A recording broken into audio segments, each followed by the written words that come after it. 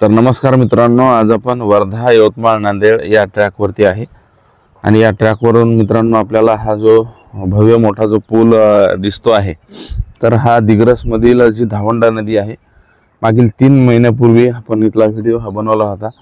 हे मित्रांनो साईडला आपल्याला जे दिग्रस शहर आहे ते झूम करून मी दाखवतो, ते दिग्रस शहर दिसतं आहे आणि हे साईडला जे आहे तर ते दिग्रसचं जे आहे ते शाळा आहे मित्रांनो।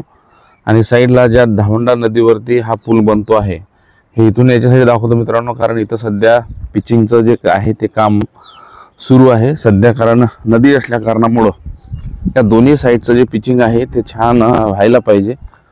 आणि आपल्याला नदी पण मी आता दाखवणार आहोत। मागील आपण 1.5 महिन्यापूर्वी ही शूटिंग घेतली होती। वर या साईडला ही कॉलनी आहे आणि या कॉलनीतला अर्धा भाग मित्रांनो ट्रेनमध्ये गेलेला आहे। दिग्रसमधील जी कॉलनी आहे ती या माध्यमातून जी आहे तर ती बाधित झाली आहे आणि या साईडला आपल्याला नदी दिसत आहे। आणि आता हा मित्रांनो बघू शकतो आपण की हा पूल जो आहे, हा पूल आता या ठिकाणी साधारणतः 250 मीटर म्हणजे 250 ते 300 फूट हा पूल असेल, त्याहीपेक्षा जास्त आहे।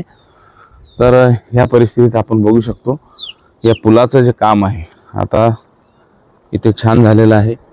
खाली नदीचा मित्रांनो आवाज पण आपल्याला येतो आहे आणि ही दिग्रसमधील मित्रांनो धावंडा नदी आहे। तुम्हाला याही साईडने मी दाखवतो। मागे इथं मित्रांनो इथे हा व्हिडिओ बनवण्यापूर्वीचं जे आहे तर 3 महिन्यापूर्वीचा हा व्हिडिओ आहे आणि या पुलाला जे आहे तर ती मध्ये पटरी राहणार आहे आणि या साईडला जे आहे तर त्यामध्ये मग आता ते साईडचा जे आपल्याला पिलर दिसत आहे मित्रांनो, ते पण आता मागील 15 दिवसांमध्ये या ठिकाणी लावलेले आहे। आणि या परिस्थितीमध्ये आपण आता बघू शकतो की खाली जी आहे तर खाली आपल्याला जी धावंडा नदी आहे, यावर्षी या नदीला बरेचसे पूर आलेले आहेत, म्हणजे मोठे मोठे पूर जे आहेत तर यावर्षी आपण आलेले बघतो। आणि या साईडला हा जो पूल आहे मित्रांनो, याचं साधारणतः जे डिस्टन्स आहे म्हणजे या बॉर्डरपासून तर त्या बॉर्डरपर्यंत ते 350 मीटरपेक्षाही जास्त मोठा हा पूल आहे।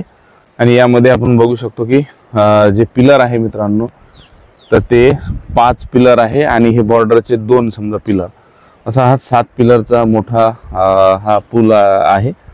आणि या रेल्वेमधलं मित्रांनो यावर्षी पाणी जे आहे ते स्वच्छही आहे, कारण आताच जे आहे या मागील 8 दिवसामध्ये 8 दिवसापासूनच पाऊस जो आहे तो कमी पडतो आहे।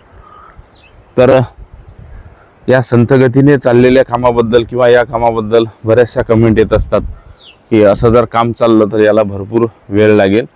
परंतु मित्रांनो आपल्याला सांगू इच्छितो की जो परिसर आहे दिग्रस, दारव्हा, यवतमाळ यामधील आपण अनेक व्हिडिओ बनवलेले आहे मागील, आणि या परिसरातील पुसद ते यवतमाळ या टप्प्यातील जे अरुणावती नदीवरील पूल आहे मित्रांनो, तर तो पण आपण त्याचा व्हिडिओ बनवला होता। तर या परिस्थितीमध्ये आजची जी परिस्थिती आहे तर याला निश्चितपणे वेळ तर लागणारच आहे, कारण की यामध्ये जो आहे तो जंगलाचा भाग जास्त असल्यामुळं त्याला थोडा वेळ लागतो आहे। आणि जे आहे मित्रांनो पुसद उमरखेड या परिसरामध्ये आपल्या सगळ्यांनाच, विदर्भ आणि मराठवाड्यावाल्या सगळ्या लोकांना माहीत आहे की या ठिकाणी जे आहे तर जंगलाचं प्रमाण जास्त आहे। त्या ठिकाणी 4 पेक्षा जास्त टनल ह्या असणार आहे। काही काही टनल जे दिग्रसला आणि पुसदला त्या बेलगावांच्या इकडं जी मुख्य टनल लागते तर ही 1.5 किलोमीटरची मित्रांनो ही टनल असणार आहे।